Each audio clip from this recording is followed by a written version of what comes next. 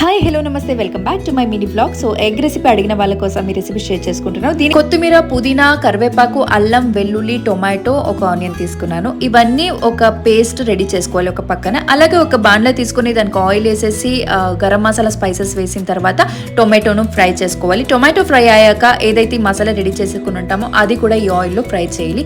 Oil అంతా separate అయ్యాక ఏదైతే మిక్సీ జార్లో మనం మసాలా వేసేసి ఉంటామో అదే దాంట్లో నేను వాటర్ మిక్స్ చేసుకున్నాను. అది కొద్దిగా బాయిల్ అయ్యాక ఉప్పు అండ్ పసుపు తర్వాత యాడ్ చేసుకున్నాను అనమాట. అది మంచిగా బాయిల్ అయిన తర్వాత నేను ఎగ్స్ ఏదైతే రెడీ చేసి పెట్టుకున్నానో అది కూడా కట్ చేసి పెట్టుకున్నాను. ఎందుకంటే సాల్ట్ అండ్ మసాలాలు కూడా మంచిగా పీల్చుకుంటాయి కాబట్టి.